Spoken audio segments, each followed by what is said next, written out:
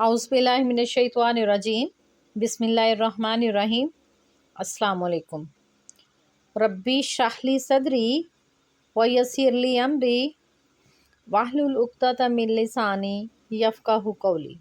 तो उम्मीद करती हूँ कि नाज़रीन आप लोग हमेशा की तरह खुशहाल होंगे, आबाद होंगे, और मेरी दुआ है कि अल्लाह ताला आपको हमेशा ईमान की रोशनी में रखे। आमीन सुम्मा आमीन या रब्बुल आलमीन। तो नाज़रीन आज की वीडियो में मैं आपके साथ शेयर करने जा रही हूँ इस्तग़फ़ार का पावरफुल वजीफ़ा। इस्तग़फ़ार का सिर्फ एक लफ्ज़ पढ़ा और तकदीर बदल गई। ये आपके साथ ही इसकी जो न्यूमेरिकल जो ना स्टोरी भी आपको बताऊंगी, और ये पावरफुल इस्तग़फ़ार भी आपके साथ शेयर करूंगी। और तीसरे नंबर पे आपके साथ वो टिप्स शेयर करूंगी जो बिगनर्स के साथ मामलात आते हैं, उनको हैंडल करने के लिए टिप्स बताऊंगी। अब आप सोच रहे होंगे कि इस्तग़फ़ार जो बिगनर्स होते हैं उनके साथ क्या ऐसे मामलात होते हैं।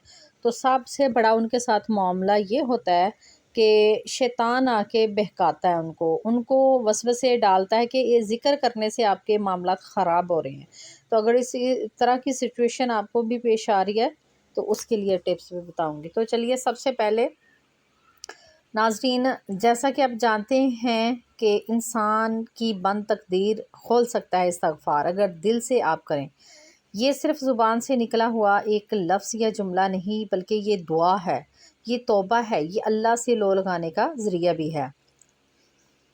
तो इस्तग़फ़ार का क्या मतलब है नाज़रीन? या अल्लाह मैं अपने गुनाहों पर शर्मिंदा हूँ, माफ़ फरमा दे। और ये लफ्ज़ जो है सिर्फ गुनाहों की माफ़ी ही नहीं, बल्कि रहमत और बरकतों का दरवाज़ा भी है। जब हम इस्तग़फ़ार करना शुरू कर देते हैं तो हमारे जो बंद दरवाज़े वो खुलना शुरू हो जाते हैं, अल्लाह ताला की रहमत निशावर होना शुरू हो जाती है और बरकतों के दरवाज़े खुल जाते हैं। जो रुकावटें बंदिशें आ चुकी होती हैं उन सब से निजात मिल जाती है। अल्लाह ताला ने सूरह नूह में फरमाया है, अपने रब से माफ़ी मांगो, वो बहुत बख्शने वाला है। तो इस्तग़फ़ार के कुछ फ़ायदे भी आपके साथ बयान करती हूँ जो कुरान पाक में अल्लाह ताला ने फरमाए हैं कि अल्लाह ताला आसमान से बारिश बरसाएगा, माल और औलाद में बरकत होगी, इस्तग़फ़ार करने से ये सारा कुछ मिलेगा।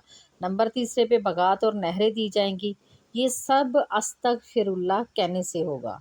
क्या? सिर्फ अस्तग़फ़िरुल्लाह, ये एक लफ्ज़ है लेकिन इतनी इसके अंदर पूरी कायनात की बरकतें छुपी हुई है ना कि आप समझ नहीं सकते। अगर आप जब करने लगेंगे दिल से तो फिर आप समझ भी पाएंगे। तो अब आपके साथ वो स्टोरी बहन की शेयर करती हूँ जो इस इस्तग़फ़ार करने से उनको जो बरकतें रहमतें मिली, जो उनके साथ मौजज़ा हुआ, वो आपके साथ शेयर करने जा रही हूँ। तो यही इस्तग़फ़ार मैं आपको वजीफ़े में बताऊँगी जो उस बहन ने किया। तो वो ख़तून बताती हैं, सिस्टर बताती हैं कि उनकी शादी को 10 साल हो गए थे लेकिन औलाद नहीं हुई। उनको जो ना हर दरवाज़ा बंद नज़र आता, हर इलाज उनका नाकाम हो गया, जिसकी वजह से वो मायूस भी हो गए और उन्हें अपनी ज़िंदगी के लिए ये जो ना हर दरवाज़ा बंद नज़र आता था और बहुत ज़्यादा मायूसी हो चुकी थी। एक दिन उनसे किसी ने कहा कि आप रोज़ अस्तग़फ़िरुल्लाह का ज़िक्र दिल से किया करें, दिल से पढ़ा करें। उन्होंने खुलूस नियत के साथ फिर इस्तग़फ़ार करना शुरू किया। आहिस्ता आहिस्ता सबसे पहले वो बताती है कि मेरी ज़हनी कैफ़ियत जो है वो बदली, दिली सुकून मिला, ज़हनी सुकून मिला। और जो इधर उधर से लोग ससुराली रिश्तेदारों से तंग करना शुरू कर रहे थे कि औलाद नहीं है, ऐसे है वैसे है, इसको छोड़ दो, दूसरी शादी कर लो, वो सारी बातें ना आहिस्ता आहिस्ता ना वो ख़त्म हो गई। फिर ये कि सब लोग जो ना आहिस्ता आहिस्ता जो मुझसे खार भी खाते थे वो भी मेरे लिए दुआ करने लगे कि या अल्लाह इस सिस्टर ने बहुत ज़्यादा सब्र किया है तो अल्लाह ताला इसे भी औलाद से नवाज दे। तो मुझे कहती ये समझ आ रही थी कि ये तो मैंने इस्तग़फ़ार का ज़िक्र करना शुरू किया जिसकी बरकत से पहले तो रिश्तेदार जो है ना वो भी खुशखुलक हो गए, मेरे लिए दुआएं करने लगे, और जो मुझे दिली सुकून भी मिला, ज़हनी सुकून भी मिला। जो मैं मायूस रहने लग गई थी, मायूसी की तरफ से उम्मीदी की तरफ मैं आ गई। तो ये मंजिल पहली थी मेरी जो इस्तग़फ़ार करने से तय हुई। तो अब दूसरी मंजिल ये थी कि अभी मुझे 6 ही माह हुए थे कि इस ज़िक्र को करते हुए कि अल्लाह ताला ने मुझे खुशखबरी दी। अल्लाह ताला ने औलाद पैदा करने के काबिल बना दिया, क्योंकि अल्लाह ताला ने कुरान पाक में नाज़रीन वादा किया है कि तुम इस्तग़फ़ार करो اولاد ملے گی۔ مطلب یہ ہے کہ آپ کو جس قسم کی بھی حاجت ہے نا، کوئی بھی حاجت ہے، رزق کے لیے چاہتے ہو، برکت چاہتے ہو گھر میں، مال چاہتے ہو، اولاد چاہتے ہو، بغات چاہتے ہو، بارشیں چاہتے ہو اپنی فصلوں کے لیے، رحمت کی، گرمی سے بچنا چاہتے ہو، بارشیں برسائے گا اللہ تعالیٰ۔ تو اس کا مطلب یہی ہے، آپ کی کوئی بھی حاجت ہے نا، آپ کے پاس کوئی بھی ذریعہ نہیں ہے، کوئی وسائل نہیں ہے، تو کوئی سبب نہیں ہے، تو آپ دل سے جو ہے نا اللہ کو پکارنا شروع کر دو۔ دیکھیے گا کیسے استغفار سے جو ہے اللہ تعالیٰ نے جو وعدہ کیا ہے کہ آپ کو استغفار کرنے سے ملے گا، تو وہ ڈیفینیٹلی آپ کو ضرور ملے گا انشاءاللہ۔ تو ناظرین، رسول اللہ صلی اللہ علیہ وآلہ وسلم نے فرمایا، جو شخص کثرت سے استغفار کرتا ہے، اللہ اسے ہر تنگی سے نجات دیتا ہے، ہر غم سے راحت دیتا ہے، اور ایسے راستے سے رزق دیتا ہے جو اس کے گمان میں بھی نہ ہو۔ تو ناظرین، اپنا جو ہمیں یقین ہے وہ کبھی کرنے کی ضرورت ہوتی ہے، وہ اسی طرح جب ہم ایک دوسرے کی باتیں سنتے ہیں موٹیویشنل، جو آپ کو بناتی ہیں، آپ کا یقین پکا کرتی ہیں، ایمان کو مزید مضبوط کرتی ہیں، آپ کو جو امید دلاتی ہیں، ایسی ویڈیوز، جو ایسی کہانیاں، ذکر اذکار کی، استغفار کی، درود پاک کی، وہ ضرور سنا کریں۔ اس سے یہ کہ آپ کا یقین جو قوی ہوگا اور شیطان بھاگے گا۔ تو اس کے استغفر اللہ کہنے کے کچھ آپ کے اوپر روحانی اثرات بھی ہوتے ہیں۔ تو وہ کون سے اثرات ہیں جو آپ پر روحانی اثرات ہوتے ہیں؟ وہ یہ ہے کہ دل نرم ہو جاتا ہے، دعائیں قبول ہونا شروع ہو جاتی، ایون کہ بن مانگی دعائیں بھی قبول ہونا شروع ہو جاتی ہیں۔ وہ اب آپ پوچھیں کہ وہ بن مانگی دعائیں کیسی ہوتی ہیں؟ جب ہم ایک خاص تعداد پر پہنچ جاتے ہیں کہ وہ جو اللہ تعالیٰ آپ سے ایکسپیکٹ کر رہے ہیں، جب آپ اس تعداد تک پہنچتے ہیں تو پھر کچھ ایسی دعائیں ہوتی ہیں جو ابھی ہم نے اللہ سے تو مانگی نہیں ہے، اللہ سے تو بیان نہیں کی، لیکن ہمارے دل میں ہے، ہم مانگنا چاہتے ہیں، تو وہ مانگنے آپ کی زبان پہ آنے سے پہلے پوری ہو جائیں، تو اس کو ہم بن مانگی دعائیں کہتے ہیں، کہ اللہ تعالیٰ کو آپ اتنے زیادہ پسند آ جاتے ہیں کہ وہ آپ کے دل میں جو ہوتا ہے وہ بھی آپ کو عطا کر دیا جاتا ہے۔ اس طرح کی کیفیت پیدا کریں۔ پھر یہ کہ استغفار سے بند دروازے کھلتے ہیں، زندگی کے روحانی دروازے بھی کھلتے ہیں، زندگی میں جو آپ کو کامیابیوں کے دروازے کھلتے ہیں، رحمتوں کے دروازے کھلتے ہیں، امیدوں کے دروازے کھلتے ہیں، یہ سارا ہوتا ہے۔ اور کیا ہوتا ہے؟ گناہ جھڑ جاتے ہیں، جیسے خزاں میں پتے جھڑ جاتے ہیں درختوں سے۔ تو ناظرین، کچھ آپ کے ساتھ اب اس کے جو استغفار کے سائنسی و نفسیاتی اثرات بھی بیان کروں گی کہ وہ کیسے آپ کو ملتے ہیں، کہ اس کی جو سائنٹیفکلی کیا اس کے ایفیکٹس ہیں، وہ کیا ہیں؟ کہ جب آپ استغفر اللہ دل سے کہتے ہیں نا، تو آپ کا ذہن اللہ سے جڑ جاتا ہے، یہ پریکٹیکلی ہے۔ تو سائنس کہتی ہے کہ ریپیٹیٹیو فوکس دعا جو ہے دماغ کے منفی اثرات کو کم کرتی ہے، یعنی استغفار صرف روحانی نہیں، ذہنی سکون بھی دیتا ہے۔ تو استغفار کرنے کا طریقہ بھی اب آپ کو بتا دیتی ہوں، اور یہ بھی بتاتی ہوں کہ آپ نے جو ہے وہ کتنی دفعہ کرنا ہے، کس طرح پڑھنا ہے، کس وقت پڑھنا ہے، یہ میں آپ کو بعد میں بتاتی ہوں۔ کچھ آپ کو بتاؤں کہ شیطان بھی حملہ کرتا ہے۔ تو جب آپ استغفار شروع کرتے ہیں نا، تو شیطان کیا کرتا ہے؟ آپ کو وسوسوں میں ڈال دیتا ہے، کہتا ہے کہ کیا فائدہ، تم کتنی بار پڑھو گے، کتنی دفعہ توبہ کرو گے۔ تو آپ کو یاد رکھنا چاہیے کہ شیطان کو شکست دینے کا سب سے آسان طریقہ استغفار ہی ہے۔ تو کچھ اس کی ٹپس بھی آپ کے ساتھ میں بیان کر دیتی ہوں، آپ کو سمجھانے کے لیے، آپ کے مسئلے کو آسان کرنے کے لیے، کیونکہ کچھ بہن بھائی جو ہے نا سوال کرتے ہیں۔ پچھلی میری کافی زیادہ ویڈیوز میں تھا تو میں اس پہ ویڈیو نہیں بنا پائی تھی، تو میں نے سوچا تھا کہ آئندہ آنے والی کسی ویڈیو میں آپ کے ساتھ جو ہے نا اس کا جواب دے دوں گی۔ تو واقعی جب کوئی بندہ استغفار کا عمل خلوص سے شروع کرتا ہے تو شیطان اسے روکنے کے لیے بہت چلاک حملے کرتا ہے، لیکن الحمدللہ اسلام نے ہمیں اس کے توڑ کے بہت سی حکمت عملیاں بتائی ہیں۔ تو شیطان کے حملے اور ان کے توڑ کے لیے استغفار کرنے والوں کے لیے کچھ میں ٹپس یہ آپ کو بتا رہی ہوں، آپ ان کو ذہن نشین کر لیں، لکھ لیں، سمجھ لیں کسی طریقے سے۔ سب سے پہلے شیطان کہتا ہے کہ بار بار توبہ کا کیا فائدہ، تم پھر گناہ کرو گے، جس سے انسان کا ذہن کیا ہوتا ہے، پھر بھٹک جاتا ہے۔ تو اس کے لیے حکمت عملی کیا ہے، کیا ٹپ ہے آپ کے لیے؟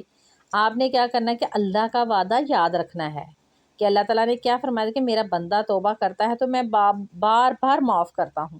ہم اس حدیث قدسی کو ذہن میں رکھیں گے. جب ایسا خیال آئے گا اس حدیث کو آپ نے اپنے ذہن میں رپیٹ کرنا ہے اور شیطان کو جھٹکنا ہے کہ دفع ہو جاؤ. اور ہر بار گرنے کے بعد اٹھنا ہی زندگی ہے، بندگی ہے. شیطان کا اصل مقصد ہی یہی ہے کہ تم ہار مان لو. تو ایسا ہم نے بالکل نہیں کرنا. نمبر دوسرے پہ شیطان کیا کرتا ہے؟ شیطان وسوسے ڈالتا ہے کہ تم جیسے گناہ گار کو اللہ تعالیٰ کبھی معاف نہیں کرے گا. یہ دوسرا بڑا جو ہے نا شیطان وسوسہ ڈالتا ہے. تو اس کے لیے آپ کیا کریں گے؟ کون سی ٹپ ہے آپ کے لیے؟ آپ قرآن پاک کو جو ہے نا اس کا جواب بنائیں کہ اللہ تعالیٰ سورۃ زمر میں آیت نمبر 53 میں فرما رہے ہیں، اس کا ترجمہ ہے کہ اے میرے بندو جنہوں نے اپنی جانوں پر زیادتی کی اللہ کی رحمت سے نا امید نہ ہو. تو یہ آپ ذہن میں رکھیں کہ اللہ تعالیٰ خود قرآن پاک میں فرما رہے ہیں کہ جنہوں نے اپنی جانوں پر ظلم کیا ہے تو آپ اللہ کی رحمت سے مایوس نہ ہو، اللہ تعالیٰ ضرور معاف فرمائے گا. تو آپ شیطان کی نفی کر دیں گے. تیسرے نمبر پہ شیطان بڑا وسوسہ کیا ڈالتا ہے؟ شیطان الجھن ڈال دیتا ہے. تمہیں وقت نہیں، بعد میں پڑھ لینا ہے. ہمیں ہماری ضروریات، مصروفیات یاد آنے لگتی ہیں کہ میرا تو یہ کام کرنے والا ہے، میرا وہ کرنے والا ہے، یہ میرے زیادہ امپورٹنٹ ہے، اگر میں یہ نہیں کروں گا میرا کیا بنے گا. تو وہ آپ کو ذکر سے متنفر کرنے کے لیے وسوسہ ڈالتا ہے کہ تمہیں یہ وقت نہیں ہے، بعد میں پڑھ لینا. جب ہم بعد میں پڑھ لینا کا کہتے ہیں تو وہ ہم سے ہوتا نہیں ہے.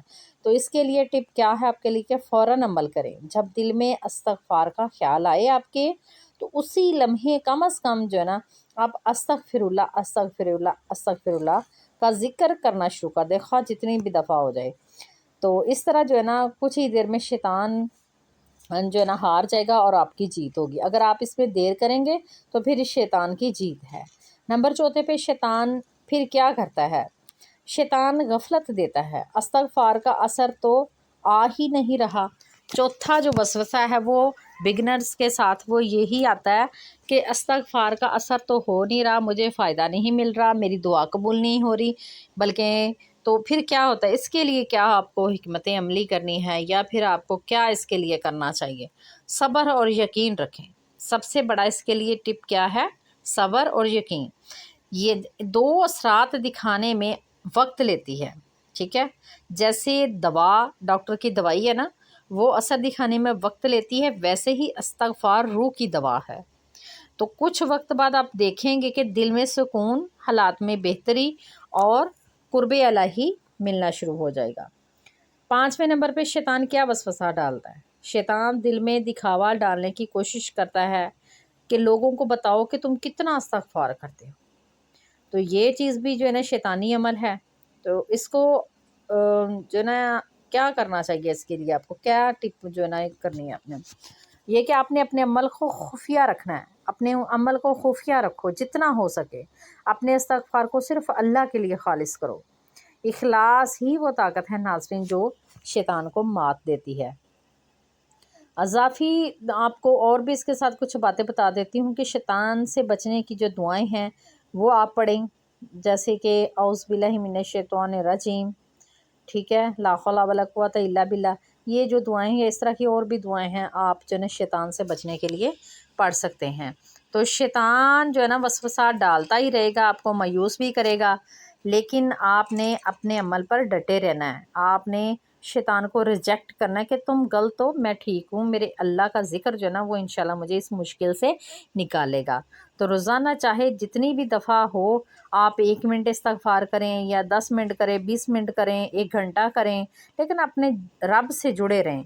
کیونکہ شیطان ہارتا ہے جب بندہ صرف ایک بار استغفر اللہ کہتا ہے.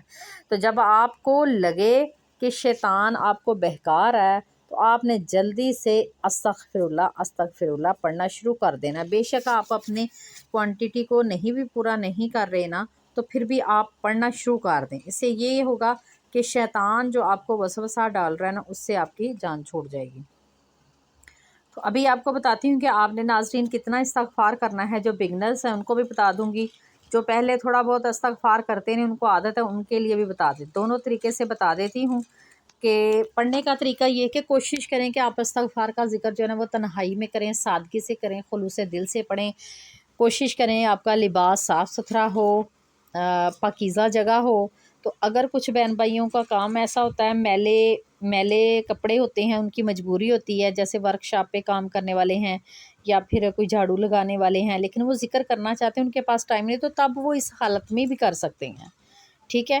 آپ جس طرح بھی ہیں کر سکتے ہیں، لیکن آپ اہتمام کے ساتھ اگر کریں تو پھر تنہائی میں کریں، سادگی سے کریں، صاف ستھرے لباس میں خوشبو لگا کر کریں، اور دیکھیے گا کیسے آپ کو ذکر۔